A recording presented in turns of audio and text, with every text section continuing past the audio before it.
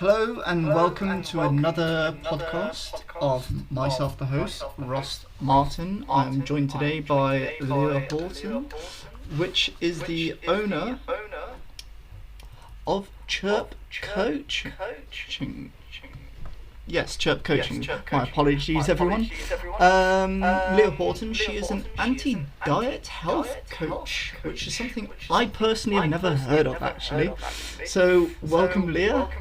How are you today? I'm doing well. Thank you for having me. You're most welcome. It's actually very early for you, so good morning. It is. I've got my coffee, so it's fine. Yeah, I'm not allowed coffee anymore. I was told by the doctor yesterday. Oh no. It's fine. What to do? We were just talking, just to sort of understand one another and what you do. So I was asking a little about actually what anti-diet health coaching is. So would you like to explain to everybody else what anti-diet coaching is? Yeah, so, most people will go to a health coach because they want to lose weight and they expect to just be given like a diet or protocol to follow in order to accomplish that goal. And I take a completely different approach to health coaching. I do not give out any meal plans or workout plans or anything like that. It's really about helping the person, I usually work with women, learn how to get healthy and create sustainable habits that are going to set them up for a lifetime of success and not just a quick fix of lose weight fast. And so I use intuitive eating principles to do that. And a lot of it is also just about kind of unwiring all of that diet culture programming that we have and really empowering them to define what health means for them and not just equating it to weight loss. So the dieting program you provide is actually quite a non-restrictive diet. Based on the non-restrictiveness, why was it that you actually started sort of going down this route of providing a service for people? Yeah, I think that, like most coaches I've run into, we are our own first client, right? And I personally have gone through a journey of having a really poor relationship with food and my body. And I spent entirely too many years of my life on a diet or chasing a number on a scale and really falling into disordered eating habits, overly restrictive, over exercising, and it really wasn't healthy for me at all, especially just my mental health. I was honestly really cranky for many years because I was just not eating enough or the right things for my body. And when I kind of stumbled into intuitive eating and really making peace with my relationship with food and my body, my world completely changed. I had way more energy, all of the brain space that dieting and thinking about food and my body took up was all gone. And so it just opened everything up for me. I felt so much freedom and happiness. And so I've just made it my mission to open that door for other women and help them get off of that diet roller coaster and really fully experience their life. The women you work with, what have they come to you to describe their previous diets and to why they want to start a diet with you? Yeah, so most of them, they do still have this desire to lose weight or they want more energy, but they know that their history of dieting, it just isn't working anymore, or they don't like it. They're not happy with, you go on a diet for a while and then as soon as you stop, the weight comes back on and it's this vicious cycle. And they've got this awareness around this isn't working, but I don't know what to do or how to move forward and still accomplish my goals and feel healthy without resorting to a restrictive diet. And so I give them the tools to do that. When you say non-restrictive, now from my understanding, a diet would be you can't eat specific foods, or say you used to drink milk and now you can't, you have to go on to say a substitute of soy milk or oat milk or something. You're using the word non-restrictive. Does that mean they can now eat? anything? Or Yes. are you going into certain food groups that you don't have to watch what you eat? Yeah, the idea is that no food is off limits unless it really just doesn't agree with you, right? Like if it makes you feel bad, then we don't want to be eating that. So when we think about like just the term restriction, it's either restricting like certain food groups, you know, like if you think about like the keto diet, it's like no carbs, right? Or it's restricting how much you're eating. And so the intuitive eating process is really about connecting with like listening to your own internal hunger and fullness cues and really understanding like how your body reacts to different foods and getting to a point where you are choosing foods that are supportive. You know, when you say something is off limits, you naturally kind of want that. Like that's just how our brain is wired. You start to desire it more. Yeah, exactly. And like if I tell you like whatever you do, don't picture a blue lion. Your brain immediately pictures a blue lion, right? True. So if you say, actually, you're not ever allowed to have ice cream ever again, all your brain is going to do is say, I want ice cream. However, when you actually give yourself permission to have the ice cream and enjoy it to a place that you feel satiated by it, where it's satisfying and then you can be done and set it aside, that prevents kind of this binge restrict cycle that a lot of people go into when they have these overly restrictive rules around what they should and shouldn't be eating. When you start your dieting with say a client, say I was a client. I know I'm not a lady, however, but we'll use it as an example. We start off, what's your period of time that you work with someone? So I typically work like 3 to 6 months at least with somebody, just because, you know, most of us have spent years dieting and in diet culture, and it's not just going to unwire itself and change overnight. So it is a bit of a process to really start to see changes in our eating habits. Would you then look at sort of my history of what I used to eat, or what I currently eat, or what I currently do eat, and work out a plan together of what's best for my body type? Yeah, so the whole process is basically helping you explore that for yourself, because there is no one size fits all, and I'm not somebody to tell you how you should be eating. I don't know what your body is like, and so all the tools that I give my clients and have them work through is that self-discovery process of identifying what makes you feel awesome and what's good about that, and like remembering what it feels like to feel really good and have energy versus, you know, things that maybe just aren't worth it, and again connecting to our internal body cues, and we do work on just kind of unpacking all of that diet mentality that we have been brought up with, and we also get into like body image issues, because that's so intrinsically tied into diet culture and stopping, you know, we basically have somebody design their own diet instead of turning to some diet somebody made because a pharmaceutical company backed them into creating it. So, or maybe because that diet only fit that particular person at the time, and they thought, wow, this really worked for me, let's share it with everybody else. Yeah. Your way of working is, we will find something that only works for you, and we're not restricting what you can do. Exactly. Yeah, and it's very liberating for people to realize that they can kind of just eat whatever they want.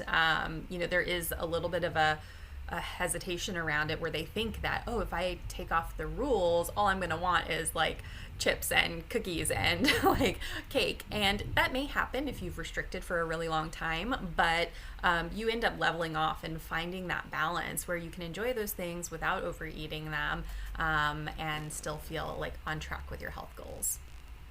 Along with your sort of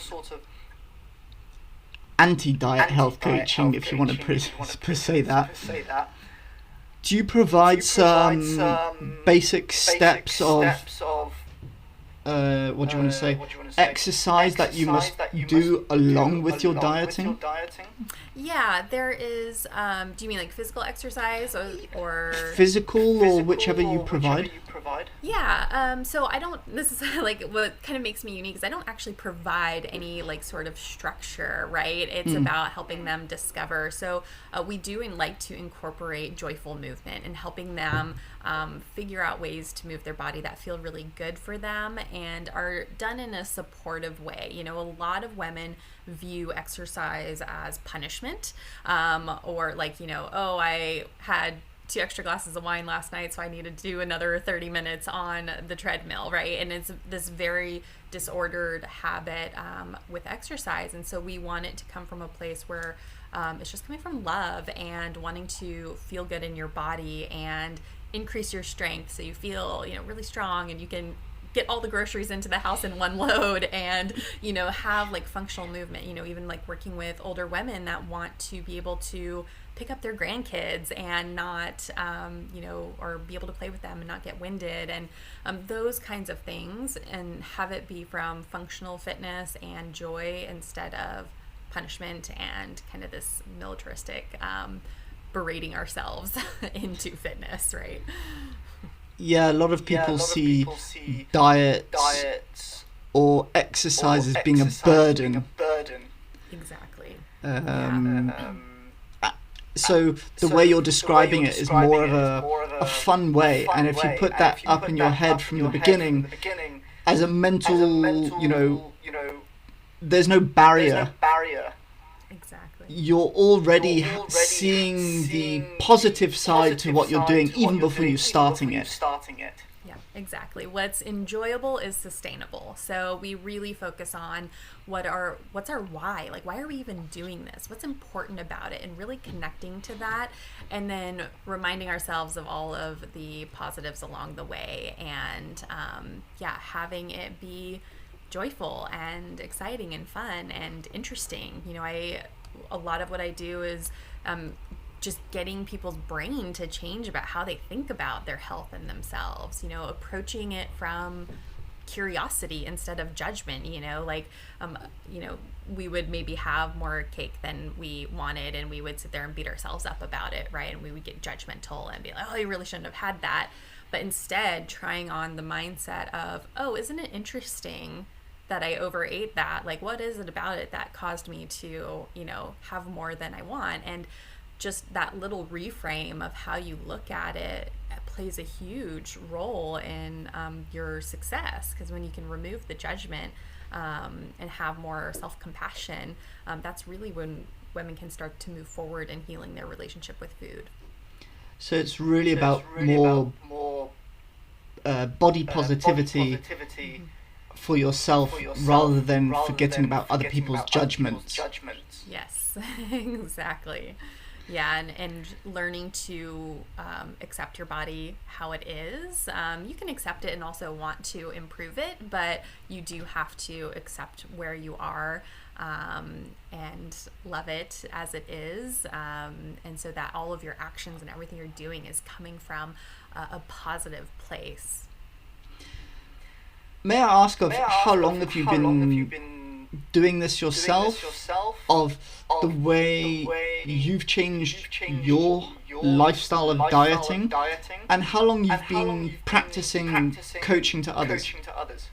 Yeah, so I stumbled into intuitive eating and kind of healing my food journey probably like 4 years ago, and it's a process, right? And it's always, you know, just diet culture's everywhere, and so it's just always a work in progress. But I started coaching about 1.5 years ago, and got, you know, all my certifications and everything done, and absolutely love it. I actually started doing it with the idea of it just being a side hustle, and like, oh, this will be my little passion project on the side to help, you know, some of my friends and women and stuff you know, because it was driving me nuts seeing these women like killing themselves at the gym for nothing. And I just loved it so much and was getting such success with the clients I was working with, I decided to leave my full-time job and focus on this exclusively.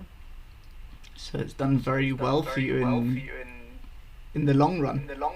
Yeah, it's starting to pay off. I mean, it's, anytime you're building a business, it's there's the slow growth period as you kind of figure out your messaging and figuring out who your ideal client is and all of that. And even just, the last year and a half of working with clients, I've refined a lot of how I speak about what I do. I think when I first started health coaching, I was like, oh yeah, I'll coach anyone, I'll do anything. And then, learning kind of the clients that I liked and their struggles and that kind of stuff, really honing in on just focusing on this anti-diet approach and really connecting with getting people on the intuitive eating mindset. You said that you left your job which was a full-time job, to go into your own business. Did you ever think that you were going to do that? That was never in my grand plans. And we were talking about earlier, I grew up in a very structured environment. I was raised military, and it was very clear cut of this is what you do and this is your place in the world. And I learned to thrive in that environment. And even when I moved into corporate America, it was the same kind of thing. It's I liked knowing my place, knowing what the expectations are, knowing these are the things I have to do to succeed. And it was very cut and dry. And the idea of becoming an entrepreneur scared the crap out of me. I just didn't want to have anything to do with it. I would look at other people and be like, oh, there's no way I could do that. Absolutely not. Because it was just so scary and unknown and so different and out of my comfort zone. But I just kind of got to a point where the first thing is I was kind of fed up with my day job, and I had sort of hit my breaking point.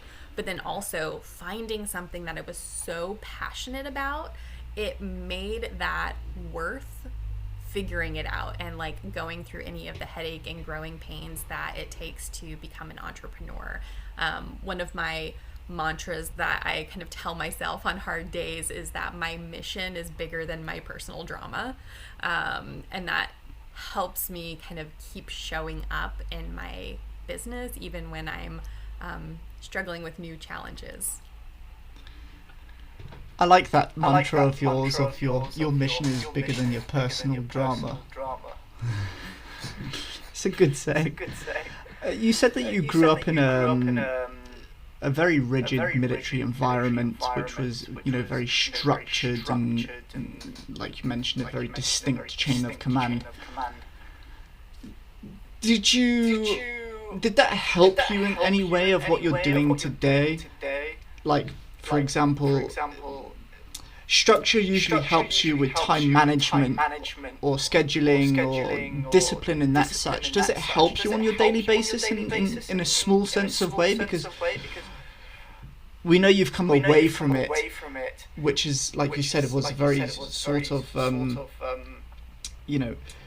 not a scary sense of way of moving away from it, but very difficult, very hard, if you want to say. So did you still have some aspects which you've brought into your business? Yeah, absolutely. I still, identify as kind of a type A person. I still wake up at 5 a.m.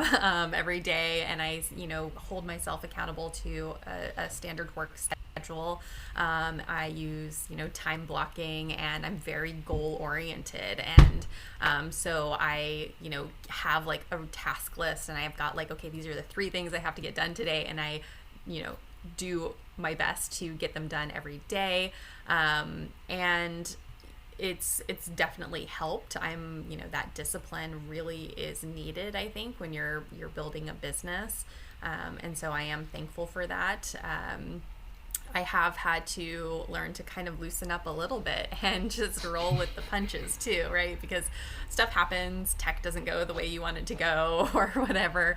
And so I do, I now kind of identify as a recovering perfectionist and having to just be done is better than perfect, and some things just have to be good enough, because it's a bit of a shock to the system.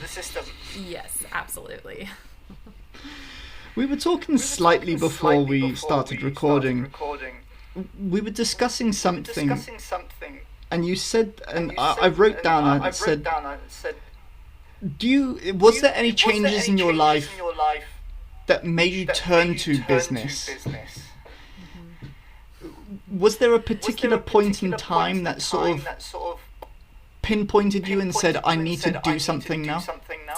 I definitely had an aha moment. I, for the last few years, had started dabbling into financial independence movement, which is, full of entrepreneurs, honestly. But this idea of not working your whole life, especially here in America, we grind and grind and grind to work to retirement, and then, hope that we live long enough and feel well enough to I think that's travel. everyone in the world.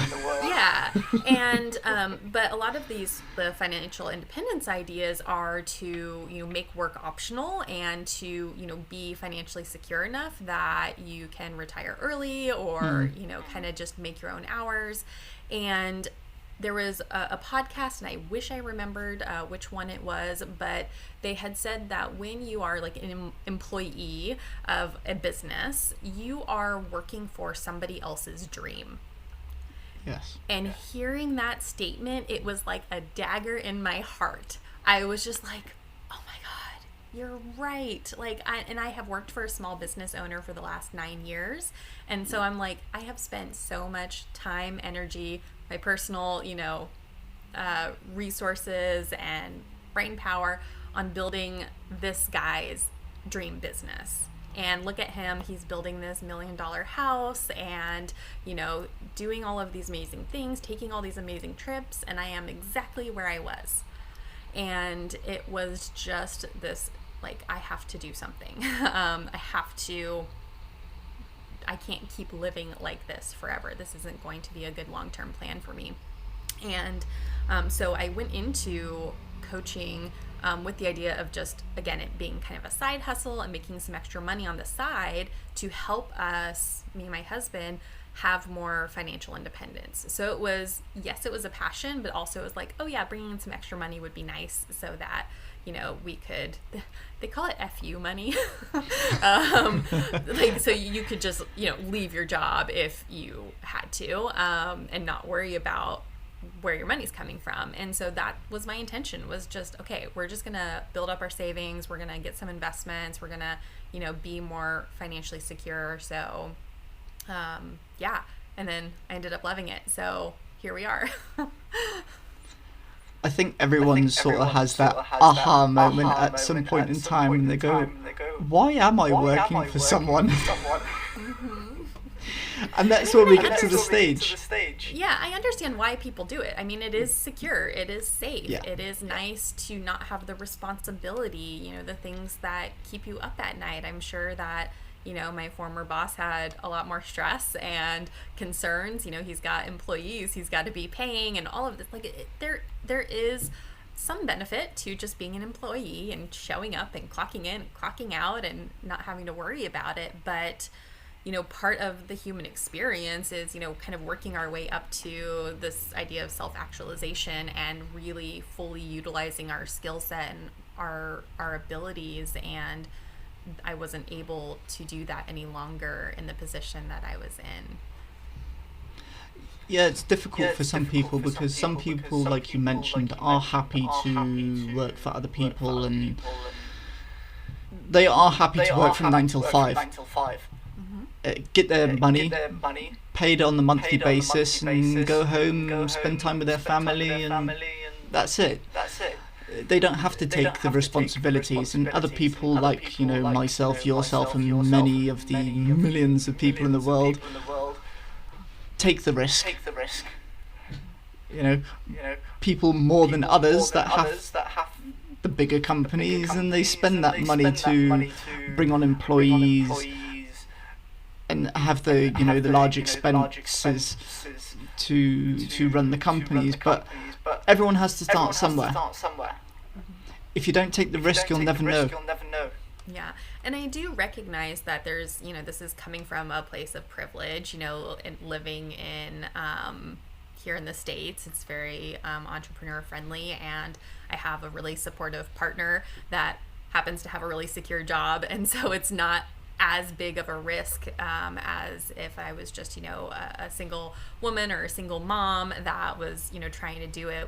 I recognize that not everybody has that option, but I think that, my husband and I, kind of looking at the finances and figuring this out, recognizing that we had an opportunity to take this risk, I would be doing a disservice by not, grabbing onto that and giving it a go. For any of the ladies or gentlemen that are listening to this episode, would you encourage them to try it out if they had an opportunity to do so? Absolutely. I think that everybody should try it, even if it is just starting as a part-time side gig thing. But just the level of independence that you can get is amazing. And also just like the personal growth. You learn so much about yourself when you become an entrepreneur. And I'm obviously like a huge fan of coaching and self-coaching and personal growth. I think that even if this whole business flopped, I would have no regrets because I am a better person and have so much more self-awareness now that's invaluable to me. Yeah, you do learn a lot along the lines of how to do things, even if you worked for someone else. And you learn stuff there, for example, whether you used to be an accountant or whether you used to do marketing or whether you used to be a manager. When you own your own business or whether you're running your own business, you learn so much more because you have to do everything. If you don't want to learn, you won't pick it up. You will flop very quickly. Yeah, you absolutely have to have that growth mindset to have any level of success as an entrepreneur, and you have to be willing to get it wrong and screw up a whole lot and go through a lot of struggle. But on the flip side of that, the reward is so much greater, and that's what makes it worth it. Yeah, you even mentioned before that you had to try to get out of your part of being a perfectionist. I'm the same. When I was working before, I had to, in particular ways, have control of certain things. And if I didn't, it was out of my control. I didn't like it.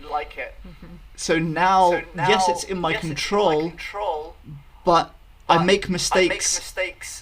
And I don't regret them.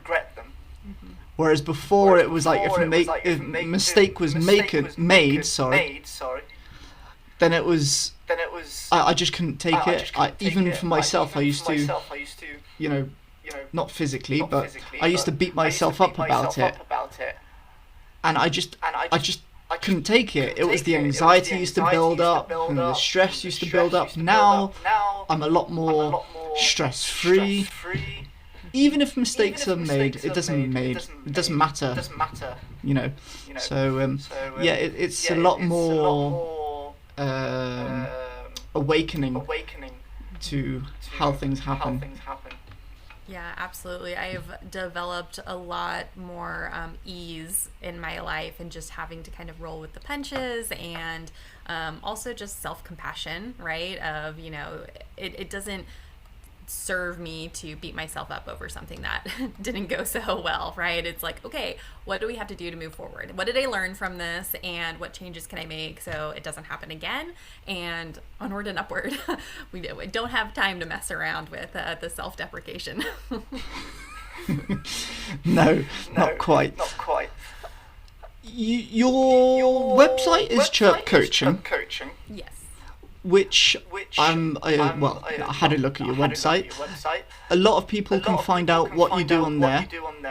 Are people able to book courses on there? Is there information on there which they can grab?